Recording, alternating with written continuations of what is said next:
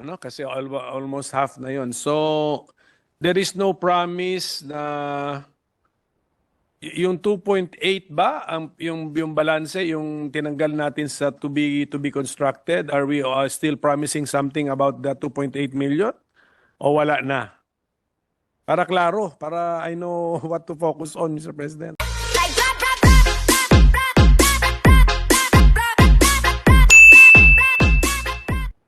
So, our sponsor has stated that this sector led by the DSUD has revised targets. Ang original ata 6 million ata. Yes, Mr. President. At the start of the President Marcos's term. Now it will be now down to 3.2 million housing units to be constructed ba yun, over the 6-year term of Bongbong Marcos. Yes, Mr. President. Okay. Malaki pa yun, no? Kasi almost half na yun. So, there is no promise na yung 2.8 ba yung balanse yung tinanggal natin sa to be constructed, are we still promising something about the 2.8 million o wala na? Para klaro, para I know what to focus on, Mr. President. Thank you, Mr. President, good Minority Leader. Actually, the reduction in the housing target from 6 to 3.2 million is based on the upcoming housing needs study that DSUD is validating with the NEDA. And I wish to confirm for the record, Mr. President, that the target reduction from 6 to 3.2 million units nga po is aligned at least with the preliminary findings of the study, which indicate an accumulated housing need of 2.2 million units as of December 2022, though projected to reach 6.9 million by 2028, Mr. President. Ano po yun, 2.2 to 6.9 million units parang shortfall as to ano yun, those who will need housing units minus available housing units, then yun po yun. From 2.2 million to 6.9 million ang cannot possibly be satisfied. Yun po ba yan? Ang na-revise lamang po, Mr. President, good Minority Leader, is the time horizon. Kasi DSUD is still projecting forward na kahit yung projection of 6.9 million by 2028 ay masasagot din, matutugunan din beyond the time of this administration. So they are still projecting targets year on year to deliver housing units until 2032 to reach at least a total of 6.5 million housing units, Mr. President. So, yung mga kasalukuyang under construction ay sigurado na pong makokompleto, and then DSUD is also projecting forward until nga po 2032 to reach that projected need of about 6 million, Mr. President. So, the department is planning to continue with that kind of mindset as well as planning, that they're planning beyond the term of President Marcos? Of course, Mr. President, they can only rightfully exercise that mandate hanggang pong 2028. Pero siguro po, iiwan po nila yung kanilang track record, their accomplishments by year 2028, lessons learned for the consideration of the next administration at yung susunod pong department. Pero at least po, meron po silang maibibili na mga indicators na based on what they intend will be a successful accomplishment of their targets until 2028 na posibleng mode of meeting the housing needs even for the next administration. Of course, leading the final decision and actual maintenance or revision of the strategy to that next administration, Mr. President. So let's imagine na 2028 na June 2028.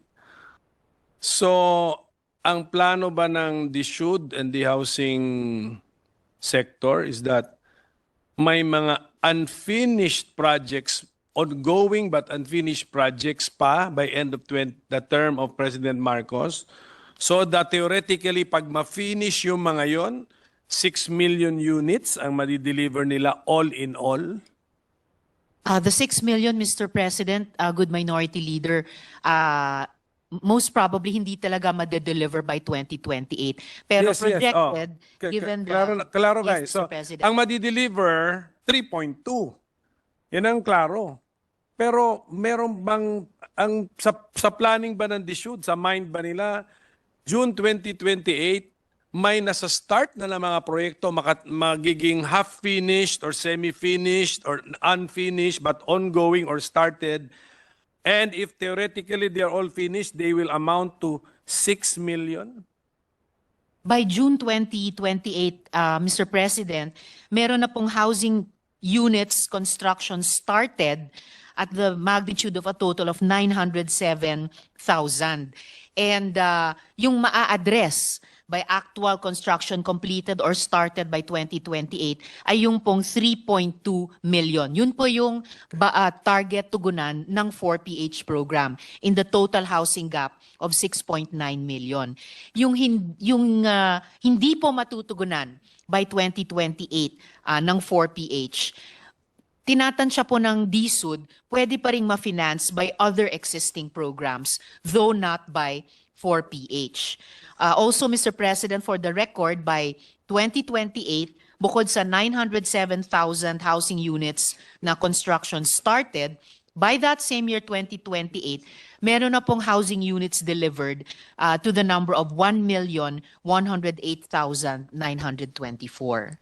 At meron din pong, yun na nga po, Mr. President, meron din pong schedule of delivery until 2023 na nandito po sa table from which I'm quoting at pwede ko rin pong bigyan ng kopya ang good minority leader, Mr. President. Sige po, ang dami kasing figures na po, nalito rin ako. Actually, Mr. Secretary, in all honesty, I am a mathematician pero sa dami po nung 3.2 million, 6.9 million, 907,000, iba-iba pa. So, I apologize, Mr. President. if in writing na lang po Yes. sana kung ano yung mga Opo. targets. I will do that po, submit in writing to the good minority leader, Mr. President. Ito pong mga datos from year 2024 till 2032 na housing units delivered at saka housing units construction started para papunta dapat dun sa target dapat na mga 6.5 million units by year 2032 as a projection. Teka, Mr. President, Madam Chairwoman, bakit ba natin kailangan banggitin pa yung 6.5 na 2032? Alisin na lang natin siguro. Let's just, what is the plan talaga of the, okay, what's the plan of the SHUD? 3.2 million housing units finished and started. Tama, ganun. Finished and started construction. Yun yata, para klaro eh. And then the entire cost, syempre, when you plan, may costing you 3 trillion. Did I get that correctly? 3 trillion pesos?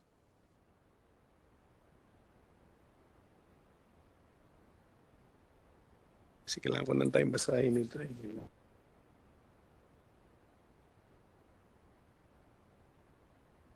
Option to avail to yes. Ito yung exact. Opo, ito na sir yung question na galing sa kanay. Kaya galing sa ilan niya. Gusto lang nilang ipasok sa court na yung plan. Mr. President, good minority leader, the cost of the 3.2 million housing units would come to 4 trillion pesos, Mr. President. And the advice of the good minority leader, Mr. President, is well taken. Siguro hatiin na lang namin itong mahaba-habang table at least to end by 2028 and then pwedeng separate table yung na-foresee ng DSUD na pwedeng ma-achieve by 2032 if the similar strategy will be pursued by the next administration, Mr. President. Kasi pwede kasi pang-impress yun eh. Pero alam mo na, yung katotohanan na, kaya yung umpisa natin 6 billion, impress eh. Pero adjust ka agad siguro nag-adjust ka agad yata, one year, one and a half years into the administration, 3.2 na lang, in-adjust ka agad eh. Mr. President, so... Although I thought, Mr. so- President, that the good minority leader also welcomed that adjustment as a sign na mas nagiging realistic yung Is DSUD. that the final adjustment from the sector? Talagang na-compute nyo na po yan na may computer simulation pa, may at the cost of 4 trillion. So dito na pumasok yung financing, how to finance it. Hindi to entero gobyerno ang naisip natin, di ba? That's why narinig ko yung we need a government guarantee. Yes, Mr. President. Do we already have that government guarantee? Mr. President, good minority leader, sa ngayon po, pinoproseso na ng DSUD sa gobyerno, particularly sa Department of Finance, yung mga detalye at go signal para dito sa government guarantee. And yes, Mr. President, dun sa tanong ni minority leader kanina, pinlano na po talaga year on year hanggang 2028 yung housing units delivered, yung interest subsidy requirement, at pati po yung guarantee requirement year on year hanggang 2028. So, firm plans po ito, hindi po ito isang pangarap lamang, Mr. President. Without government guarantee, hindi siya ma-achieve.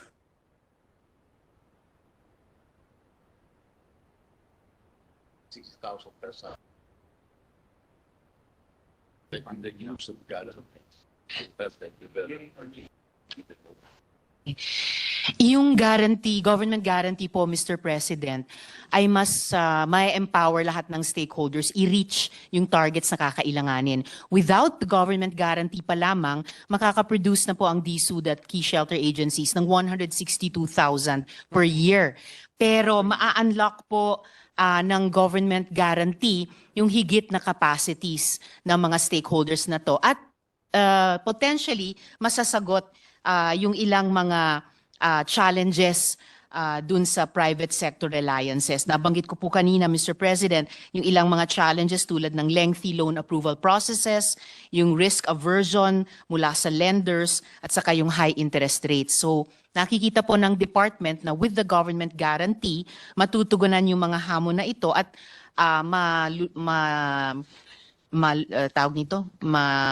aayos din po, masusolusyonan yung mga problema, Mr. President.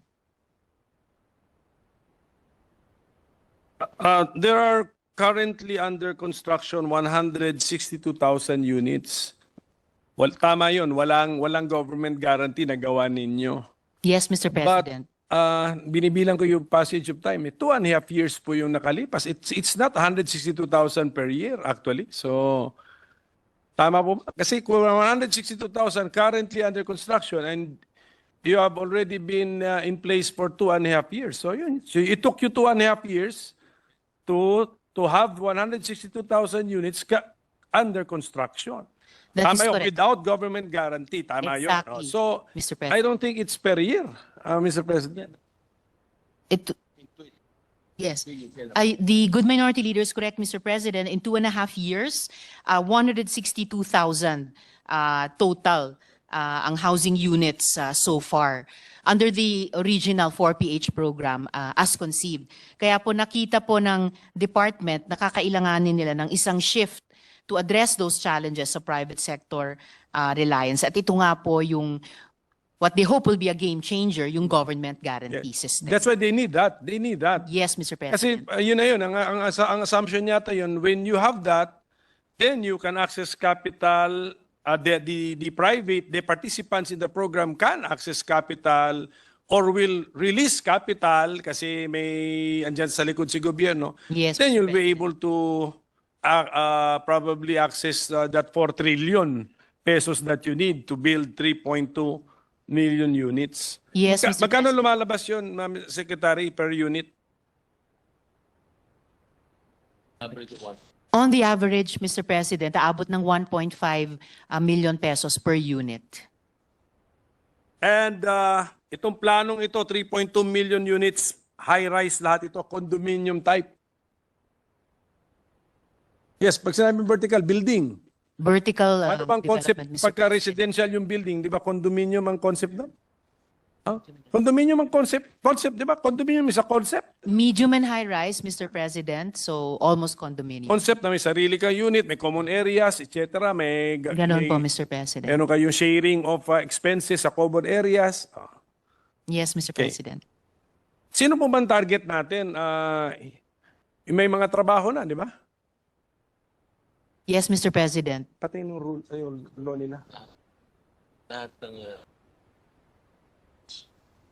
Mm.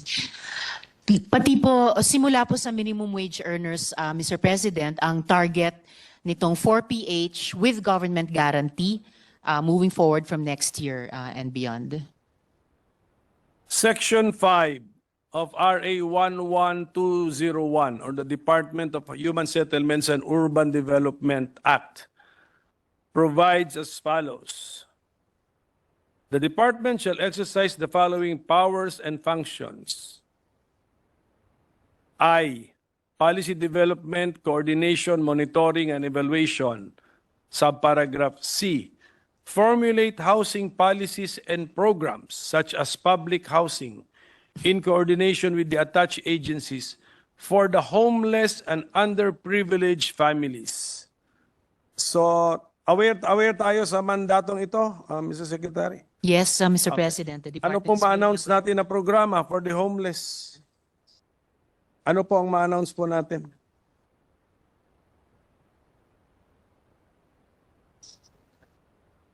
Meron daw silang programa. Tingnan, nasa nakasulat. Kahit ngayon, Mr. President, meron pong complementary housing programs for the bottom 30% ang department. Pero kinakailangan pa rin yan ng input mula sa ating GAA. Sa budget sa 2025, meron? How much? Wala nga kami mahanap, Mr. President, actually. for number of plans. Meron pa we submit this fund to us provide with the good secretary. So we also put in particular areas for the disaster. Ito pong kaalaman. Ang tago niya, paano nga? How is it? Ano to, direct, How is it? direct No, is it what? Ang actual of Hindi the ito yung financing. Anong procedure? Labas po dun sa financing na dinedesign ng DSUD through the 4PH and hopefully with the government guarantee, ay meron pong iba't iba pang complementary housing programs. Halimbawa yung public rental housing, yung housing support for families living in danger areas, at yung housing support for families affected by disaster. Na lahat po nito pinupondohan ng gobyerno through the GAA, Mr. President.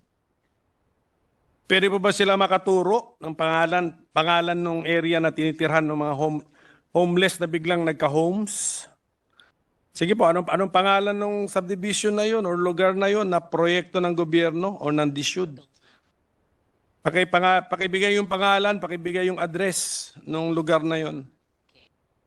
Ang lahat ng mga ito, Mr. President, ay isasubmit pa lamang ng DSUD sa ating komite, and I will forward it to the good. Okay, kung tunay na may plano ang DSUD for the homeless, magkano naman po ang suma total ng capital requirement ng plano ninyo for the homeless?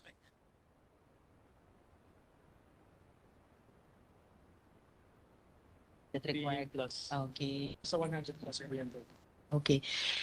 This would come, Mr. President, to a total of around 100 billion.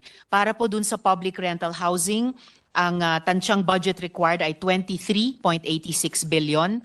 Para po sa housing support for families living in danger areas, budget required would be 238.17 million lamang?